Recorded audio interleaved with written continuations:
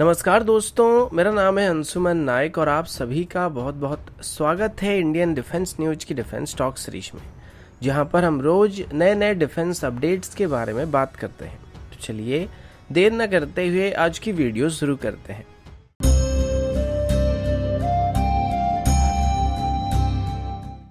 आज की पहली अपडेट डीआरडीओ की तरफ से है। अभी रिसेंटली हुई दो लड़ाई में आपने देखा होगा टैंक्स जिनको अब तक आर्मी के सबसे सेफ वेपन में माना जाता था, ये जंग में सबसे ज़्यादा डिस्ट्रॉय हो रहे हैं और modern anti tank guided missile के खिलाफ T-90 जैसे थर्ड जनरेशन के टैंक भी सर्वाइव नहीं कर पा रहे। अभी तक टैंक में मेनली आर्मर प्रोटेक्शन को ज़्यादा अहमियत दिया जा रहा था, जिसमें सामने वाले टैंक से फायर किए गए राउंड्स को और उनकी काइनेटिक एनर्जी को रोकने के लिए टफ आर्मर प्लेट को या एक्सप्लोसिव रिएक्टिव आर्मर को वहां पे प्लेस किया जाता था। लेकिन इन टैंक्स को हर जगह से हम सेम तरीके की या सेम लेवल की आर्मर प्रोटेक्शन को प्रोवाइड नहीं कर सकते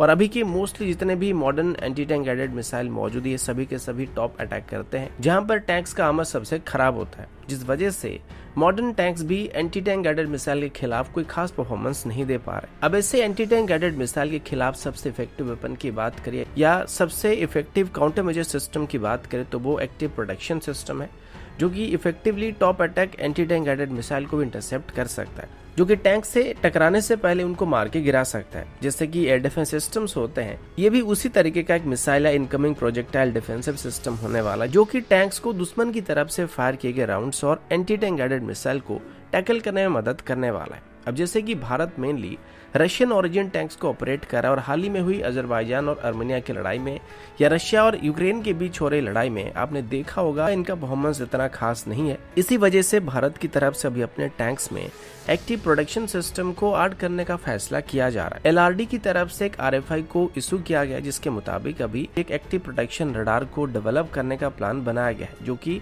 ऑटोमेटिकली दुश्मन की टैंक से फायर किए गए प्रोजेक्टाइल को एंटी टैंक गाइडेड मिसाइल को ट्रैक कर पाएगा। मोस्टली किसी भी एंटी टैंक गाइडेड मिसाइल के द्वारा हिट करने पर टैंक्स इस वजह से डिस्ट्रॉय हो जाते हैं, क्योंकि ज्यादातर anti tank guided missile man portable systems होते हैं और दुश्मन कहीं से भी इनको छुपकर फायर कर देता है, जिस वजह से टैंक्स के अंदर मौजूद क्रू मेंबर्स को ज्यादातर टाइम ये पता ही नहीं चलता है कि उनके ऊपर किसी ने एंटी टैंक वेपन को फायर किया है, जिस वजह से उनके पास डिफेंसिव मेजर मौजूद होते हुए भी वो इसका इस्तेमाल नहीं कर पाते। लेकिन अभी LRD की तरफ से जिस एक्टिव प्रोटेक्शन रडार को डेवलप करने का प्लान किया जा रहा है, ये पूरे 360 डिग्री में नजर रखने वाला है और पूरे 360 डिग्री में अगर कहीं से भी टैंक के ऊपर कोई एंटी टैंक गाइडेड वेपन को या प्रोजेक्टाइल को फायर किया जाता है तो ये तुरंत ही क्रू मेंबर को इसके बारे में वार्निंग देना शुरू करने वाला है और एक्टिव प्रोटेक्शन सिस्टम को एंगेज करने वाला, और इससे हमारे टैंक्स की सर्वाइबिलिटी काफी हद तक बेहतर होने वाले हैं।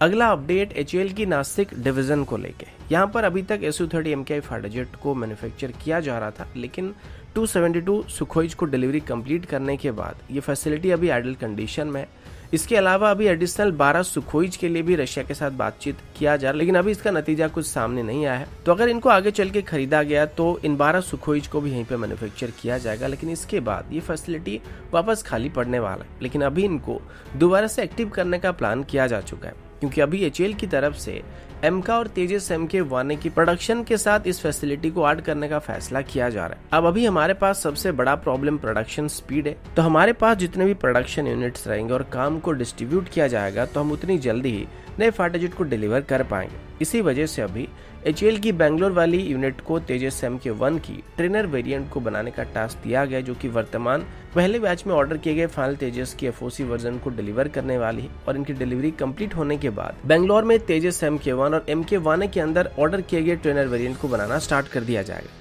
और फिर यहाँ पर आगे चल के तेजस MK-1 को बनाना शुरू किया जाएगा। लेकिन इसी बीच अभी नासिक यूनिट को भी तेजस MK-1 को मैन्युफैक्चर करने के लिए एक्टिव करने का फैसला किया जा रहा है और बताया गया कि यहाँ पर पहले से ही फाइटर जेट को असेंबल करने के लिए, मैन्युफैक्चर करने के लिए सभी जरूरी इंफ्रास्ट्रक्चर मौजूद है, तो आसानी से यहाँ पर भी तेजस की एक और असेंबली यूनिट को ओपन किया जा सकता है और साल में यहाँ पर एडिशनल 5 से 6 तेजस को मैन्युफैक्चर किया जा सकता है, जो कि कुल मिलाकर साल में तेजस की प्रोडक्शन को 16 से 21 और 22 तक इंक्रीज कर सकता है। अब आप सोच सकते हैं कि नासिक फैसिलिटी में साल में 12 से ज्यादा सुखोइज को बना लिया जाता है, तो अगर यहाँ पे बस 5 या 6 तेजस को बनाने का प्लान बनाया जा रहा है तो ये शायद थोड़ा कम हो सकता है। इसका एक कारण ये भी है कि भले ही सुखोइज की प्रोडक्शन कंप्लीट हो चुका है, लेकिन आगे चल के इनको सर्विस और मेंटेनेंस या और जैसे फैसिलिटी की जरूरत पड़ने वाली है, तो वो सब भी यहीं पर होने वाली है। इसके अलावा अभी एमका की इनिशियल 5 प्रोटोटाइप को भी नासिक डिवीजन में तैयार करने का फैसला किया गया, जिस वजह से हम यहाँ पर तेजस MK1 और एमका दोनों की प्रोडक्शन लाइन को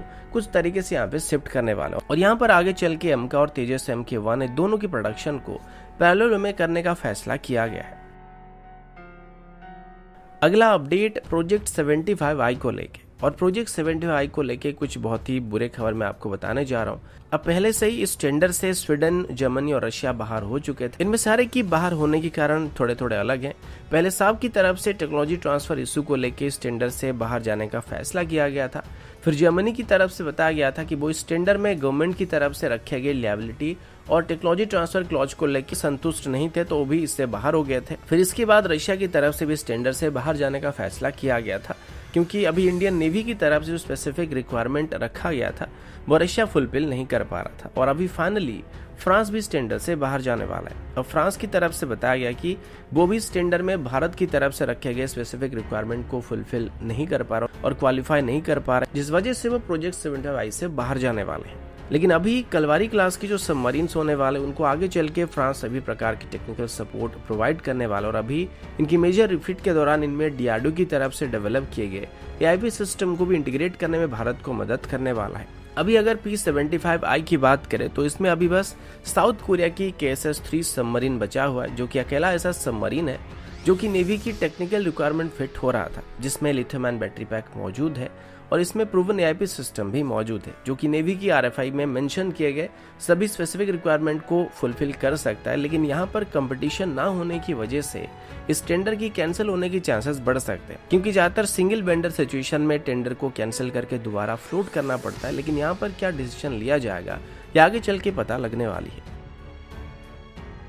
अगला अपडेट भारत और यूके को लेके, जैसे कि अभी कुछ दिन पहले यूके के प्राइम मिनिस्टर भारत के गश्त पर आए हुए थे, तो उनकी विजिट के दौरान यूके की तरफ से भारत को एरोस्पेस और मरीन सेक्टर में हेल्प करने का ऑफर दिया गया था, जिसमें यूके भारत को अपनी 5th जनरेशन फाइटर जेट या नेक्स्ट जनरेशन फाइटर जेट को डेवलप करने में मदद ऑफर कर रहा था और भारत की मरीन इंजन और एरोस्पेस इंजन को भी डेवलप करने में मदद करने का वादा कर रहा था। इसी बीच भारत को भी स्पेशली एरो इंजन और मरीन इंजन की काफी जरूरत पड़ने वाली, क्योंकि जब तक हम खुद के इंजन को नहीं बना पाएंगे तब तक हमारे सभी इंडिजिनस डेवलप प्रोजेक्ट कभी भी कम्प्लीटली इंडिजिनस नहीं होगा और हम कहीं ना कहीं इसके लिए किसी देश के ऊपर डिपेंडेंट रहने वाले हैं। इसी वजह से अभी भारत की तरफ से खुद की मरीन इंजन को भी डेवलप करने का फैसला किया गया था। अब अच्छी बात यह कि यूके के प्राइम मिनिस्टर के भारत गश्त के तुरंत बाद ही जी पावर कन्वर्जन और VL के बीच अब एक MOU को साइन किया जा चुका है, जिसमें आगे चल के जी पावर कन्वर्जन और VL जॉइंटली मरीन इंजन को डेवलप करने वाला और सिर्फ मरीन इंजन ही नहीं बल्कि यूके की तरफ से भी भारत को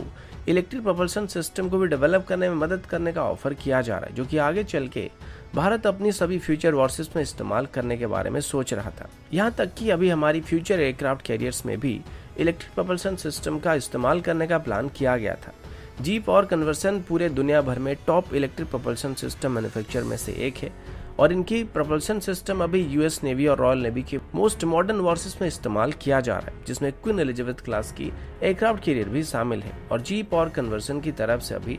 3 मेगावाट से लेके 110 मेगावाट तक के इलेक्ट्रिक प्रोपल्शन सिस्टम को मैन्युफैक्चर किया जा रहा है, जिनको किसी भी साइज की वॉरशिप्स में इंटीग्रेट किया जा सकता है। अगला अपडेट तेजस की तरफ से है। लगभग 1 या 2 महीने पहले एक अपडेट सामने आया था, जिसमें बताया गया था कि HAL की तरफ से अभी तेजस में हैमर मिसाइल को इंटीग्रेट करने की कोशिश किया जा रहा है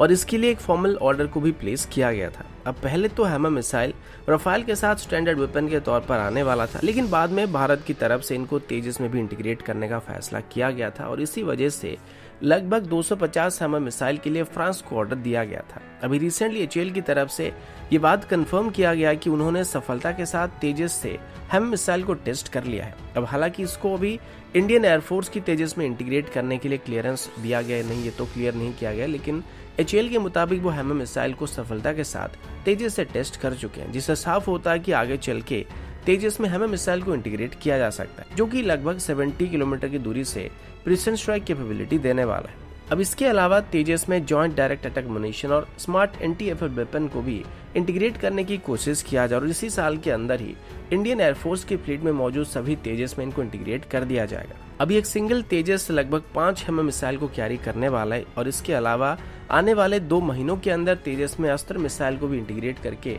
टेस्ट करने की बात सामने आई है, जो कि तेजस का पहला वीवीआर मिसाइल होने वाला है। अभी इसमें डबी मिसाइल को इंटीग्रेट तो किया गया, लेकिन इसकी रेंज इतना खास नहीं है और ये बस 50 किलोमीटर की दूरी से स्ट्राइक कर सकता है। लेकिन अस्त्र मिसाइल को इंटीग्रेट करने के बाद ये तेजस में सही मायने में वीवीआर मिसाइल होने वाले, जो कि तेजस को लगभग 100 किलोमीटर की दूरी से दुश्मन के साथ एंगेज होने की कैपेबिलिटी देने वाला है। तो दोस्तों, अभी के लिए इतना ही। मिलता हूं आपसे अगले वीडियो में, तब तक के लिए जय हिंद, वंदे मातरम।